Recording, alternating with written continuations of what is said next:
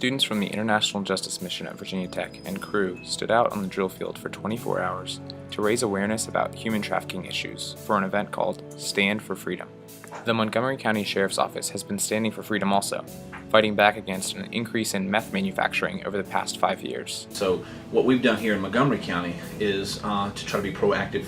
Us in law enforcement have spent a lot of time and a lot of resources to try to track these individuals, to infiltrate these programs. And so that investigative unit goes after the individuals that are facilitating prostitution and other types of trafficking type cases. It's led to an actual fairly decent reduction in criminal rates in the last year.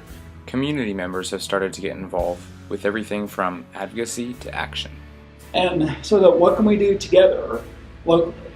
And that really was the foundation of New River Valley Justice Initiative.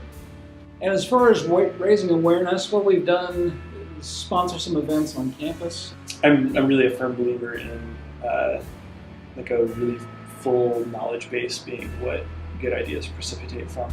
I've been very interested in the issue of sweatshop labor and child labor for quite some time. As we got Virginia Tech to join the Fair Labor Association. One piece of legislation that students in the International Justice Mission at Virginia Tech have been supporting is the Human Trafficking Prioritization Act.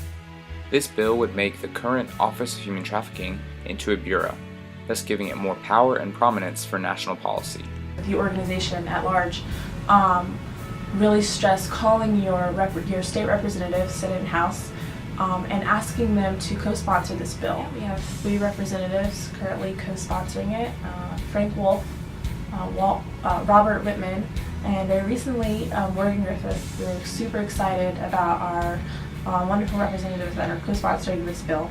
Several students have teamed up to form an app called the Bolly Shop, which conveniently connects online purchases to Free2Work's ratings of companies on fair labor practices. Free2Work goes into brands and says, okay, we're going to measure how ethically produced your products are. So then we started thinking more along the software of what can we do, how can we leverage the resources that we have, trying to work on the ball shop, trying to get it to a point where we can say, look, not only is this a good idea, but look at what we already have. Like, this is something that really can become a thing. Consumers can have an impact, although the attention span is relatively short. Probably the most valuable part of our time in DC was to be able to sit down at a round table with leaders from USAID. Really helped us kind of push the envelope in our minds, expand what we thought was possible. Williams and Orleans Poby are forming a nonprofit called Tip Labs to continue with the Bolly Shop. There's not been an organization devoted solely to using technology to fight trafficking. In addition to helping consumers make informed decisions online, there's been a movement to bring ethically produced products straight to Virginia Tech. Virginia Tech is a member of the Fair Labor Association and has brought products from Alta Gracia, a Fair Label apparel company, to the university bookstore. The more value there is for the label, and the greater the incentive would be to bribe the inspectors.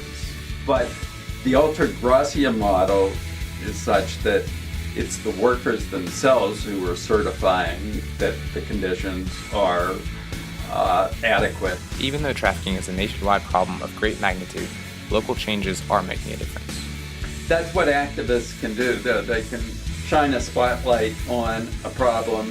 Before we can do anything else, before we can go and work, before we can gain an education, before we can start a family, we have to be free to do so.